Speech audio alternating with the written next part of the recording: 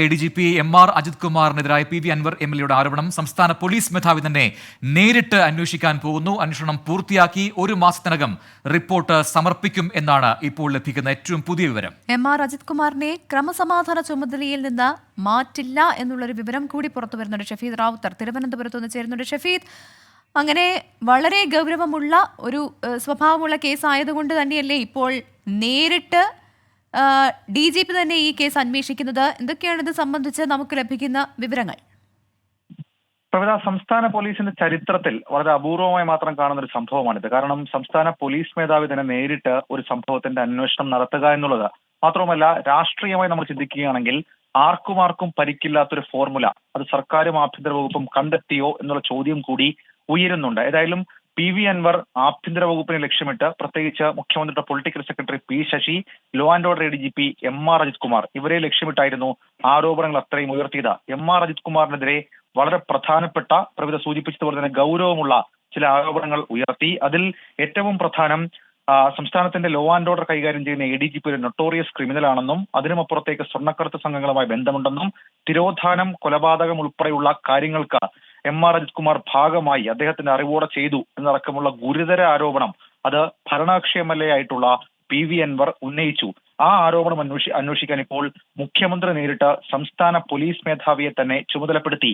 സംസ്ഥാന പോലീസ് മേധാവി ഷെയ്ഖ് ദർവേഷ് സാഹിബിന്റെ നേതൃത്വത്തിൽ ഒരു ഉന്നതതല സംഘം ഇനി മുതൽ PV അൻവർ ആരോപണം ഉന്നയിച്ച വിഷയങ്ങളിൽ അന്വേഷണം നടത്തും. ഷെയ്ഖ് ദർവേഷ് സാഹിബിനാണ് അന്വേഷണ ചുമതല. കൂടാതെ ഈ സൗത്ത് സോൺ IG ആയിട്ടുള്ള G പ്രജൻകുമാർ, മാത്രമല്ല തൃശൂർ റേഞ്ച് DIG ആയിട്ടുള്ള Thomson Jose, Thiruvananthapuram crime branch SP S Madhusoodanan, state special branch SP ആയിട്ടുള്ള ഷാനവാസ് അടങ്ങുന്ന സംഘം ഇവരായിരിക്കും law and order ADGP MR Ajith കുമാറിനെതിരെയുള്ള ആരോപണം, PV അൻവറിന്റെ ആരോപണം ഉന്നയിക്കുക. രാഷ്ട്രീയമായി വലിയ തരത്തിൽ പ്രസക്തിയുള്ള, രാഷ്ട്രീയമായി വലിയ തരത്തിൽ ഗൗരവമുള്ള ഒരു ആരോപണം PV അൻവർ ഉന്നയിച്ചിരുന്നു. ആ ആരോപണത്തിൽ ഗൗരവമുള്ളൊരു അന്വേഷണത്തിലേക്ക് സർക്കാർ കടക്കുന്നു. പക്ഷെ അതേസമയം ക്രമസമാധാന ചുമതലയിൽ നിന്ന് ADGP MR അജിത് കുമാറിനെ മാറ്റുന്നു എന്ന തരത്തിലേക്ക് ഒരു വിവരവും സർക്കാരിൽ നിന്ന് നമുക്ക് ലഭിക്കുന്നില്ല. അങ്ങനെയാണെങ്കിൽ ആ ചുമതലയിൽ MR അജിത് കുമാർ തുടരുമ്പോഴായിരിക്കും പ്രത്യേക സംഘത്തിന്റെ അല്ലെങ്കിൽ ഉന്നതതല സംഘത്തിന്റെ ഈ അന്വേഷണം നടക്കുക. കഴിഞ്ഞ ദിവസം അതോടൊപ്പം തന്നെ ഇന്ന് രാവിലെയൊക്കെ നമുക്ക് വന്ന വാർത്തകൾ അല്ലെങ്കിൽ ചില സൂചനകൾ അതൊക്കെ ഈ രീതിയിൽ അജിത് കുമാറിന്റെ സ്ഥാനത്ത് നിന്ന് മാറ്റി ഒരു അന്വേഷണം ഉണ്ടാകും എന്ന രീതിയിലായിരുന്നു. ഇപ്പോൾ മുഖ്യമന്ത്രിയും ADGPയും പങ്കെടുത്ത ഒരു ചടങ്ങ് തന്നെ ഉദാഹരണമായി എടുക്കാം.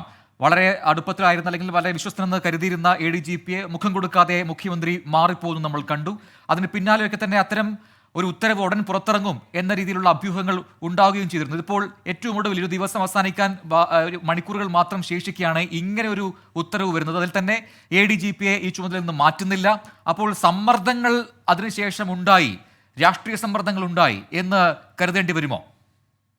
രാഷ്ട്രീയ സമ്മർദ്ദത്തിനപ്പുറത്തേക്ക് ഏതെങ്കിലും തരത്തിൽ ഈ IPS അസോസിയേഷന്റെ അടക്കം സമ്മർദ്ദം ഉണ്ടായിട്ടുണ്ടോ എന്നുള്ളതാണ് ഇതിൽ അവശേഷിക്കുന്ന ചോദ്യം. കാരണം സർക്കാർ ഇക്കാര്യത്തിൽ, പ്രത്യേകിച്ച് ആഭ്യന്തര വകുപ്പ് ഇക്കാര്യത്തിൽ ഈ PV അൻവർ എറിഞ്ഞ കല്ലത്രയും കൊണ്ടത് P ശശിക്കും അതേപോലെ MR അജിത് കുമാറിനും നേരെയാണെങ്കിലും അത് നേരിട്ട് തന്നെ ഹിറ്റ് ചെയ്തത് മുഖ്യമന്ത്രിയായിരുന്നു. മുഖ്യമന്ത്രിക്കെതിരെ പലതരത്തിലുള്ള ആക്ഷേപങ്ങൾ ഉന്നയിക്കാനുള്ള സാധ്യത അതിനകത്ത് ഉണ്ടായിരുന്നു. അതടക്കമുള്ള കാര്യങ്ങൾ അത് പ്രതിരോധിക്കുകയാണോ സർക്കാർ ലക്ഷ്യമെന്ന് നമുക്ക് ഇപ്പോഴും അറിയില്ല. പക്ഷെ എങ്കിൽ കൂടി ഇക്കാര്യത്തിൽ സംസ്ഥാന സർക്കാർ ഇപ്പോൾ എടുത്തിരിക്കുന്ന ഒരു സ്റ്റെപ്പ്, ആ സ്റ്റെപ്പിൽ മുന്നോട്ട് പുരോഗതി ഉണ്ടാകും.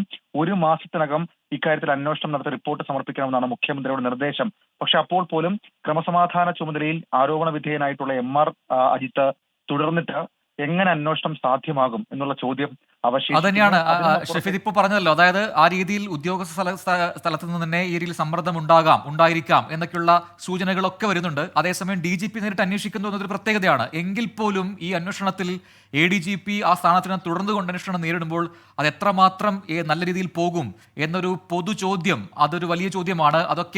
അതിനൊക്കെ നാളെ ഇപ്പോൾ എങ്ങനെയായിരിക്കും ഇതിന്റെ മറുപടി പ്രതീക്ഷിക്കേണ്ടി വരിക? നമുക്കിപ്പോഴും നമ്മുടെ മുൻപിലുള്ള ഏറ്റവും പ്രധാനപ്പെട്ട ചോദ്യം, അതിൽ ഇതുവരെ ഉത്തരവിറങ്ങാത്തത് കൊണ്ട് തന്നെ ഏതെങ്കിലും തരത്തിൽ ക്രമസമാധാന ചുമതലയിൽ നിന്ന് ADGP MR അജിത് കുമാറിനെ മാറ്റിയോ എന്ന് നമുക്കറിയില്ല. നമ്മൾ അന്വേഷിക്കുമ്പോൾ അങ്ങനെ ഒരു തീരുമാനത്തിലേക്ക് സർക്കാർ കടന്നിട്ടില്ല എന്നുള്ള വിവരം മാത്രമാണ് ലഭിക്കുന്നത്. പക്ഷെ അപ്പോഴും സർക്കാരിനെ സംബന്ധിച്ച്, CPIMനെ സംബന്ധിച്ച് ഏതെങ്കിലും തരത്തിൽ PV അൻവർ ഉന്നയിച്ചിരിക്കുന്ന ആരോപണത്തിൽ നിന്ന് രക്ഷപ്പെടാനോ കൈ കഴുകാനോ കഴിയില്ല. കാരണം അത്രയധികം ഗൗരവമുള്ള ആരോപണം ഉന്നയിക്കുന്നു. അനധികൃത ധനസമ്പാദനമടക്കം ലോ ആൻഡ് ഓർഡർ ADGPക്കെതിരെ PV അൻവർ തെളിവ് സഹിതം നിരത്തുന്ന സാഹചര്യം ഉണ്ടായി.